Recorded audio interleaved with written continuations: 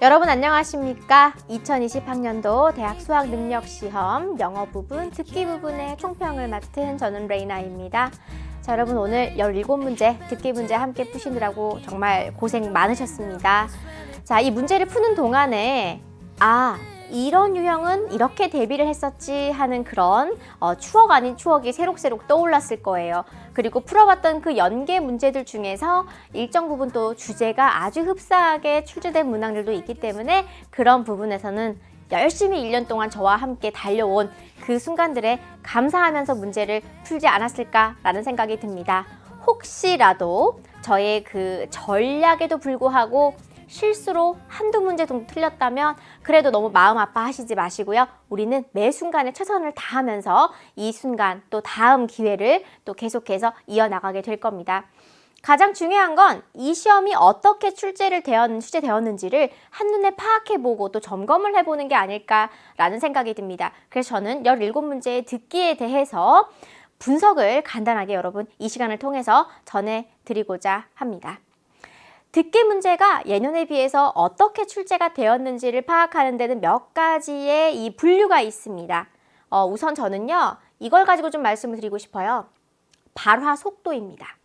듣기라고 하는 것이 빠르게 전달이 되면 조금 듣기가 어려운 경우가 많아요. 그런데 제가 자세하게 분석을 해보니 이번 수능은 전년도 수능은 물론이거니와 6월, 9월의 모평과도 거의 발화 속도가 똑같았어요. 그래서 그 부분에 대해서 여러분은 특별히 전년도보다 어렵다, 지난 시험보다 어렵다라는 생각은 좀 안 드셨을 것 같다라는 생각이 들고요. 그리고 또 하나, 어휘 수준도 중요합니다. 듣기용 그런 회화체 표현들이 너무 많이 등장을 하고 생소한 표현들이 등장을 하면 갑자기 긴장을 하다 보니 실수하고 뒷부분이 안 들리는, 즉 들을 수 있음에도 놓치는 게 많아지는데 저는 이 2번 항목만큼은 전년도의 수능들보다 훨씬 더 안정적이었다. 우리가 배운 교재의 표현들 안에서 다 출제가 됐다라고 감히 말씀드리고 싶습니다.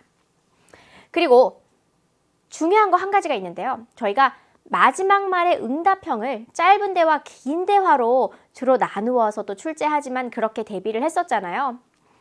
이 마지막 말이 의문문과 평서문의 비율이 거의 1대1 혹은 4대6 정도였다 하면 이번에는 거의 3대7 정도로 평서문으로 끝나는 유형이 더 많이 출제가 돼서 난이도를 조금 더 올리지 않았나라는 그런 생각으로 총평을 좀 마무리해 볼 수가 있겠습니다.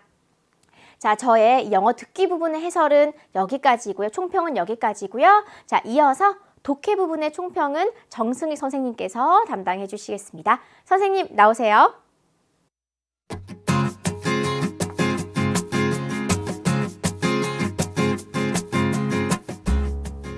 네, 잘하셨습니다. 2020 수능 해설 영어 독해 총평 맡았습니다. 저는 영부자 탈출 전문가 생희쌤이고요. 여러 번 들었겠지만 사실 이 영상을 보고 있는 여러분들 수능을 준비하고 치르셨다면 정말로 고생 많으셨어요. 결과는 만족스러울 수도 있고 뭔가 만족스럽지 못할 수도 있습니다. 그런데 여러분들 조금만 더 살아보면 느끼겠지만 그 결과만으로 무조건 평가받는 게 아닙니다. 그 과정 동안에 여러분들이 고생하신 것들 분명히 다 여러분들 인생에 도움이 될 거고요. 오늘 이제 수능 제가 이렇게 감독을 하고 왔고요. 수능 해설을 맡았는데 시험 어땠는지 천천히 좀 알아보겠습니다.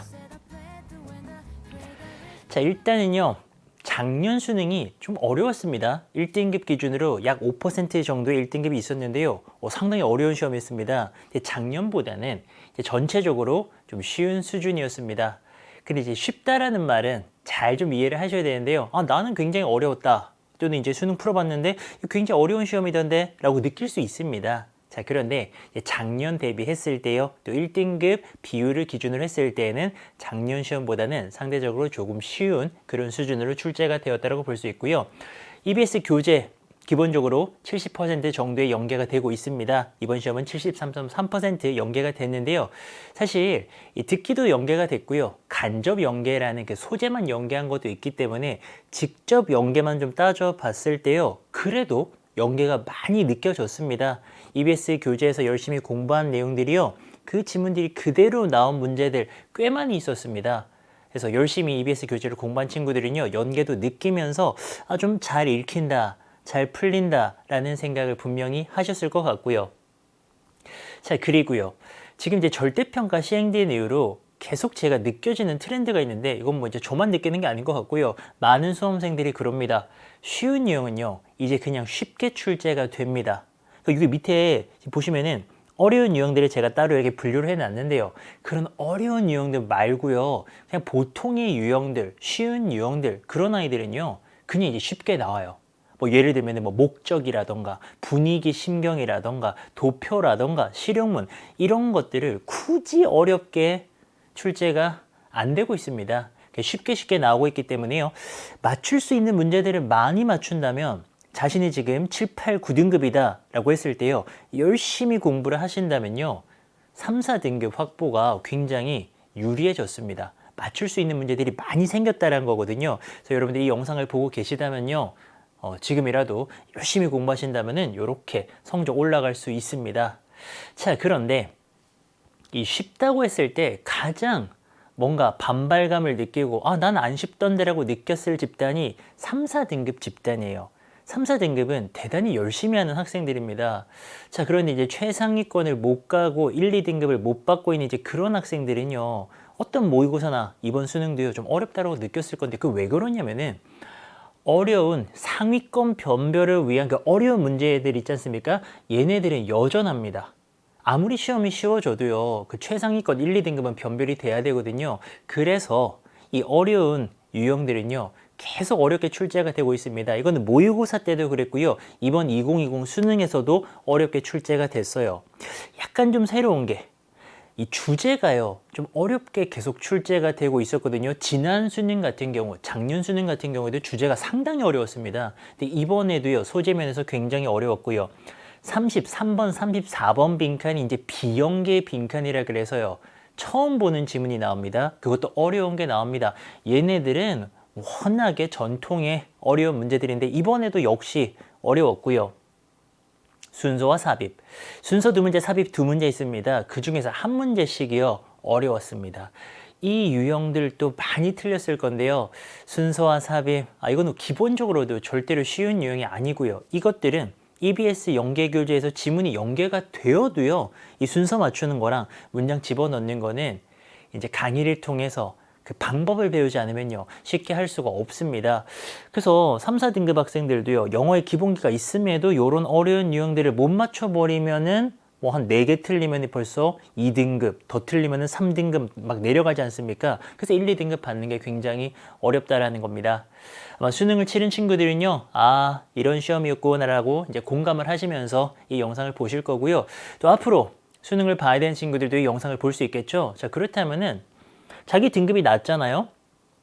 맞출 수 있는 문제들이 많이 출제가 되고 있다는 겁니다. 희망을 가지시고요. 3, 4등급 정도를 목표로 한번 열심히 공부를 해보시고요. 당연히 EBS 교재 공부하셔야 되고요.